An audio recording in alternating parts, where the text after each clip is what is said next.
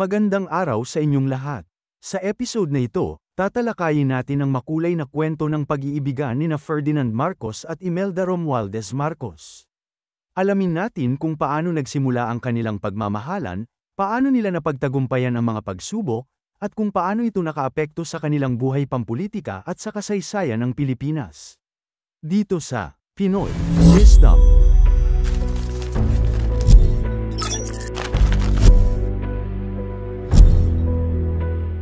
Si Ferdinand Marcos ay ipinanganak noong September 11, 1917, sa Sarat, Ilocos Norte, at naging isa sa mga prominenteng politiko ng Pilipinas. Samantalang si Imelda Romualdez ay ipinanganak noong July 2, 1929, sa Tacloban, Leyte. Ang kanilang mga pamilya ay parehong may mga koneksyon sa politika at may mga tradisyon ng paglilingkod sa bayan. Noong 1953, nagkakilala sina Ferdinand at Imelda sa Manila. Ayon sa kwento, unang nakita ni Ferdinand si Imelda sa isang beauty pageant sa Manila, kung saan siya ay naakit sa kagandahan ni Imelda. Matapos ang kanilang unang pagkikita, hindi nagtagal ay nag-umpisa silang mag-date. Matapos magkita, nag-umpisa agad si Ferdinand na manligaw kay Imelda. Ang kanilang panliligaw ay naging usap-usapan dahil sa bilis ng kanilang desisyon na magpakasal. Marami ang nagtataka kung bakit ganoon kabilis ang kanilang naging relasyon. Noong May 1, 1954, ikinasal sina Ferdinand at Imelda sa isang simpleng seremonya sa Pro Cathedral of San Miguel sa Manila. Ang kanilang kasal ay hindi lamang isang personal na okasyon kundi isa ring pampulitikang pahayag. Matapos ang kanilang kasal, naging mas matatag ang pampulitikang karera ni Ferdinand.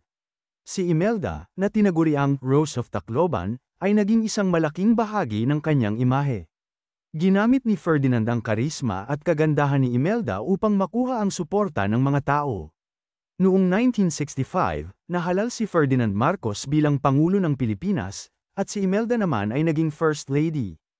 Ang kanilang pagsasama ay nagbunga ng isang makapangyarihang tandem na nagdala ng maraming pagbabago sa bansa, ngunit hindi rin naiwasan ang mga kontrobersya at kritisismo. Sa kabila ng kanilang tagumpay sa politika, hindi rin naiwasan ng mag-asawang Marcos ang mga pagsubok. Maraming beses na nasangkot si Ferdinand sa mga alegasyon ng katiwalian at pang-aabuso sa kapangyarihan. Ngunit, sa kabila ng lahat ng ito, nanatiling matatag ang kanilang pagsasama. Si Imelda ay kilala sa kanyang pagiging mapag-aruga at suportado kay Ferdinand. Sa kabila ng mga kontrobersya, patuloy niyang sinuportahan ang kanyang asawa. Ang kwento ng pag-iibigan nina Ferdinand at Imelda Marcos ay isang makulay at kontrobersyal na bahagi ng kasaysayan ng Pilipinas. Ang kanilang pagsasama ay hindi lamang nagdala ng mga pagbabago sa kanilang personal na buhay kundi nagkaroon din ng malaking epekto sa politika at kultura ng bansa. Maraming salamat sa panunood. Huwag kalimutang mag-like, mag-subscribe, at i-click ang notification bell para sa mas marami pang kwento ng kasaysayan at inspirasyon. Hanggang sa muli, dito lang yan sa Pinoy Wisdom.